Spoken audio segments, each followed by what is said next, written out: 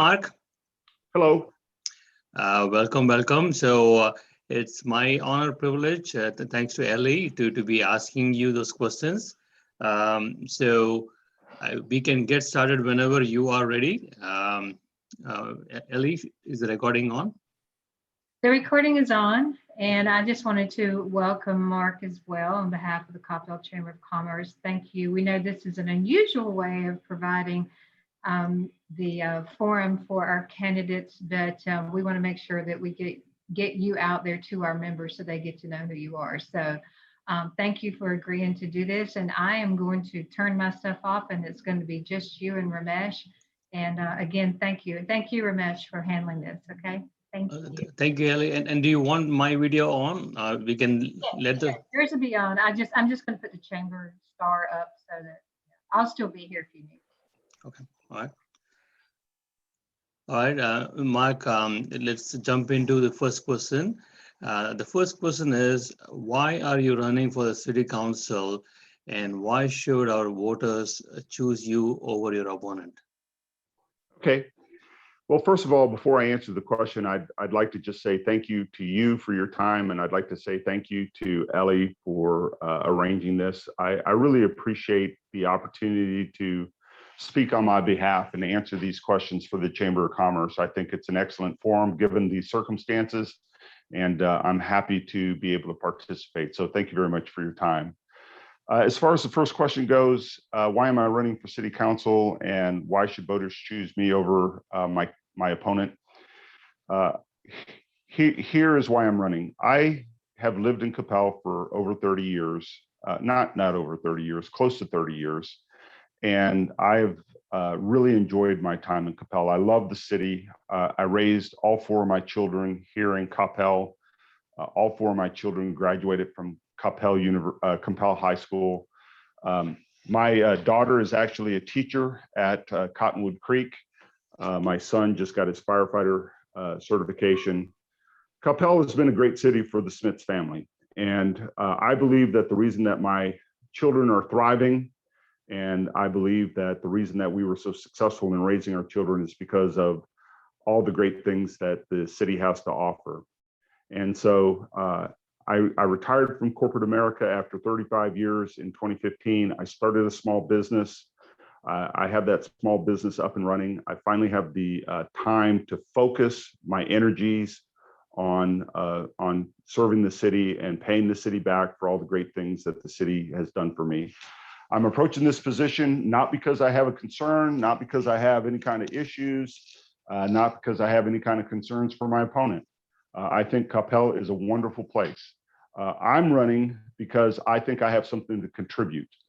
In my 35 years of corporate experience, I served at a vice president level for 13 of those years. I believe that executive experience that I have when it comes to leadership and communication and analytical skills are the kinds of skills that the city needs to have moving forward to manage the finances, to manage the concerns that the citizens have. And I feel like I'm well suited at this position in time to be able to give everything I have in order to pay my city back for all the great things that it's done for me. Thank you, Mark. So the next question I have for you is, what are the 2 or 3 most important actions you will take if elected? How will you pay for those, and how will you move those actions forward? Yes, I've been thinking about this for some time. I've had a number of people that have asked me about this. I just want to make sure that I'm touching on some facts. So I'm a Texas Aggie. 3 of my 4 children went to school at Texas A&M. The city of College Station has been running a program in conjunction with Texas A&M for over 10 years now, and it's called the Big Event. I would like to see that program implemented here in Coppell. Essentially, how the Big Event works, it's a spring weekend cleanup activity.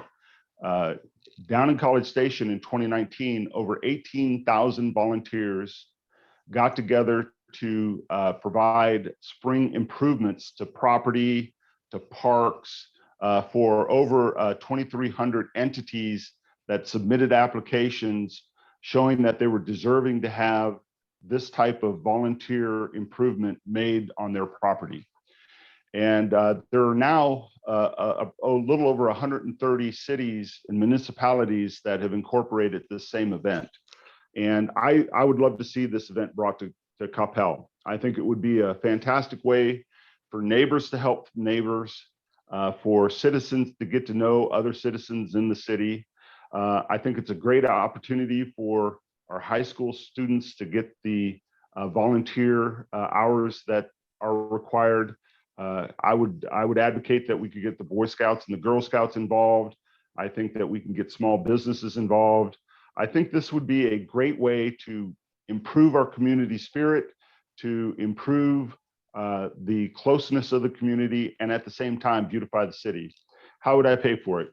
Well, I think that I would pay for it the same way that other municipalities are paying for it, through sponsorships. I don't think that this is something that's going to be hugely expensive. Certainly, there is going to be a cost associated with it, but because it's mostly volunteerism, it's just materials. So that's what I would support. That's what I think we can do, is let's go out and find some sponsors that want to, let's find a title sponsor like Home Depot, for example, or Ace Hardware, and ask them if they could contribute the materials, and let's go from there. So that's my first big idea. The second big idea is actually going to be something that I'm going to come back to in a future question. I've listened to a number of city council meetings. I've listened to other reports from citizens, and it just seems to me that even though I think the city council and the city government's done a fantastic job of doing all kinds of different things to try to improve communication between the city government and the citizens, that there's still a gap.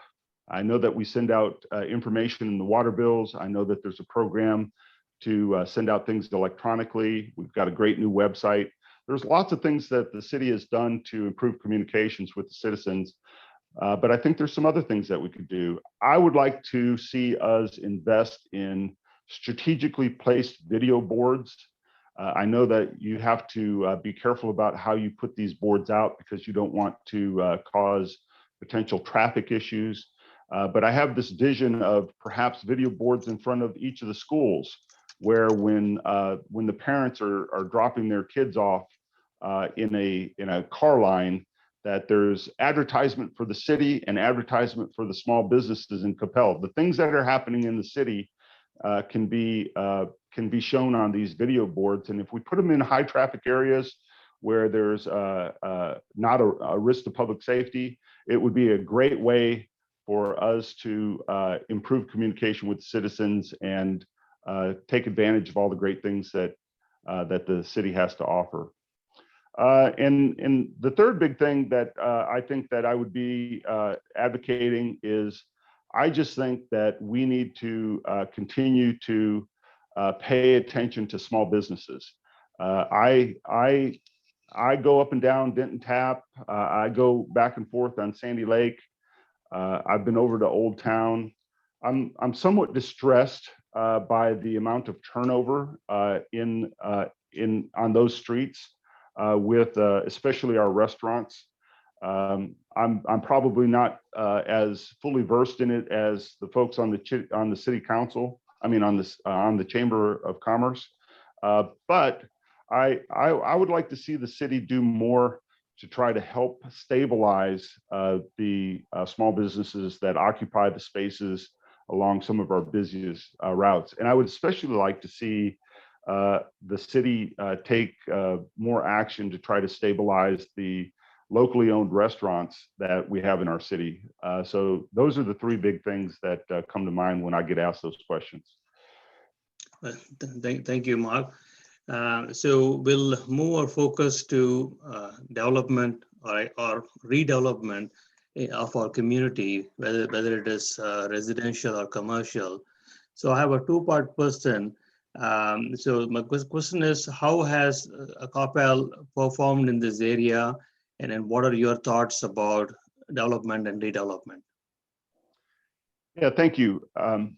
First of all, I think Coppell is a beautiful town. I think that the way that Coppell has been developed with the homeowner associations and with the careful attention of the zone planning and zoning committees and the Parks and Recreation Committee, I think we have a beautiful city, and I think it's well taken care of.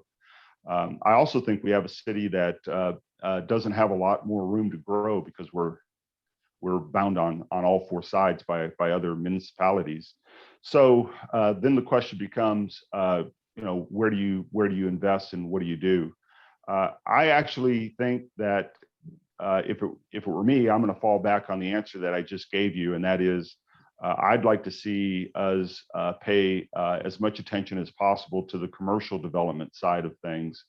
We're going to have a situation with House Rule 3.334 where it's not totally understood what the loss of sales tax revenue is going to be because of the change in that rule from point of origin to point of destination distribution of sales tax. So there's going to be a shortfall. There's been some crazy estimates that I've heard that go anywhere from $6 million to $11 million in sales tax. The city's known about this for a couple of years, so they've already started to take some action to reduce expenses. But I still anticipate that there's going to be a need for us to do some things to try to help with long-term sales tax revenue. And I don't know any better way to do that than to be promoting small businesses to partially fill that gap. And so that's where I would spend my time, is in developing the commercial side of things. Thank you, Mark. So the next question is about, it's related to what we talked before. This is about the delivery of services by the city of Coppell. So what are your thoughts on, is the Coppell city delivering those services in a cost-effective manner? And what are your specific recommendations to improve upon the cost effectiveness? Thank you. Yes. So I think historically those services have been delivered in a cost-effective manner. But I also think that there's some misperceptions, and I think that there's some improvements that can be made.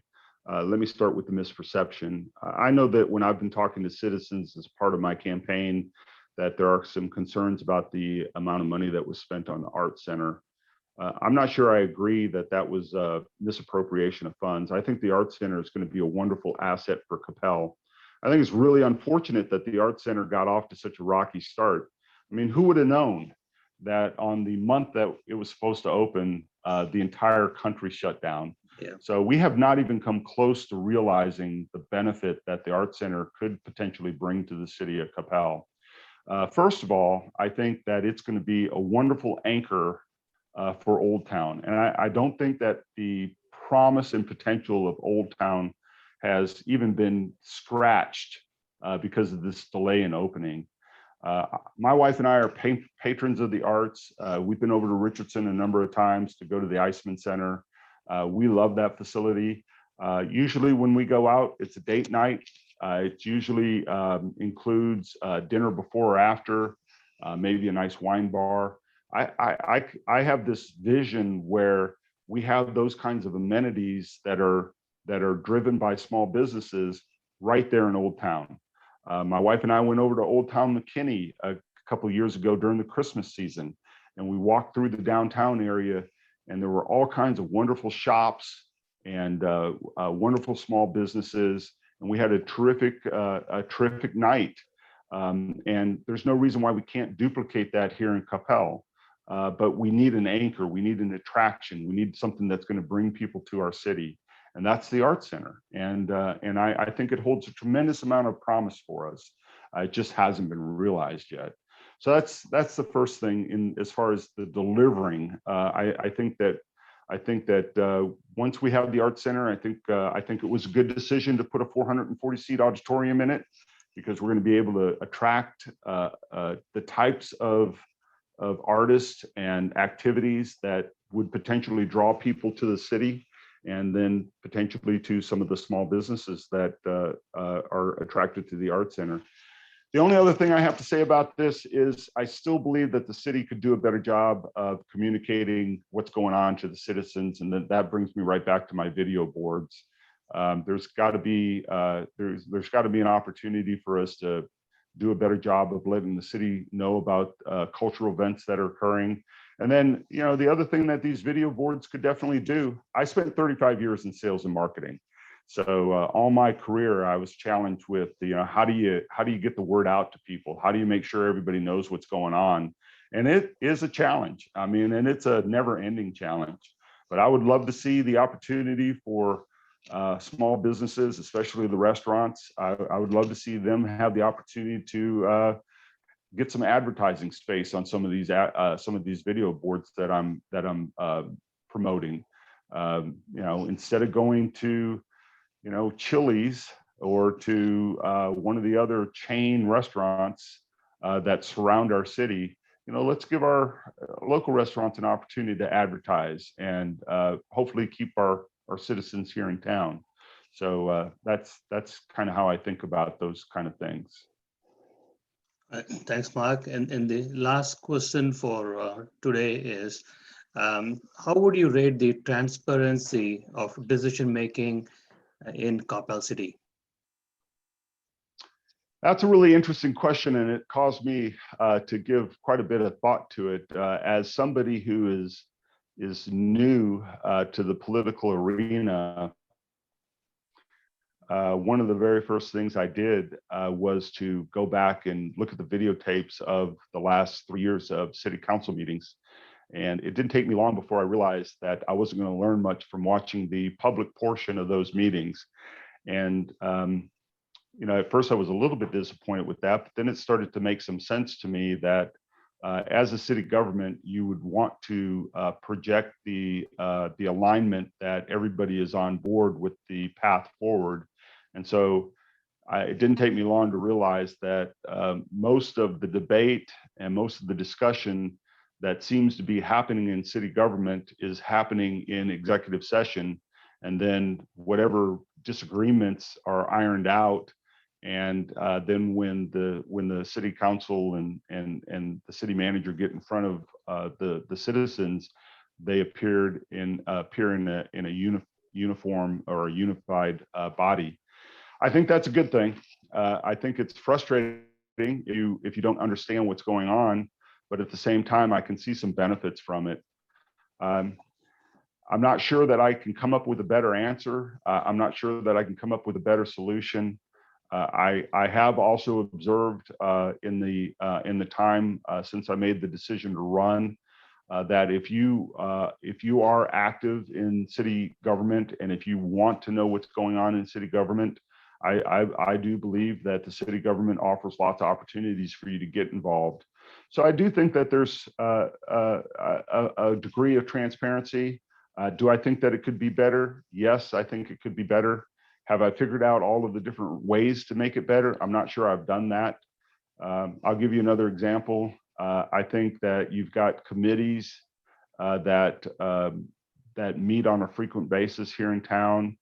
I know that there are opportunities for different councilmen to provide reports on how those committees are doing, but perhaps we could increase the frequency of that. And I think that might be an example of how people would be better informed about what's going on. So I don't have all the answers to this one. Do I think there's room for improvement? Yes, I do. Mark, I think those are all the questions that I had. I wish you the best for the upcoming election, and good luck. Do you have any questions or comments for me? I don't have any questions. I just want to say, as I exit out of the meeting, that I really sincerely appreciate the Chamber of Commerce. I told you I started a small business 5 years ago. I started a vineyard. I am now making and producing and marketing wine. I don't even have a brick and mortar site, but I know from my experience just how difficult it is to start a business from scratch. It is a very difficult process, and you need all the help that you can get. And I'm a strong believer that when it comes to the relationship between city and small businesses, that we need to try to do that the best that we can. So I appreciate you guys giving us the time to talk to you about the way we think about things. I look forward to the next 4 weeks and getting out there and campaigning. And I'm going to just wrap up by saying to all the people that are watching this video that if you agree with the things that I'm saying, please get out and vote on May 1st. I could use all the help I can get. Thank you. Thank you, Mark. You have a wonderful rest of the day. You too. Thank you. Thank you. Ellie, be signing off.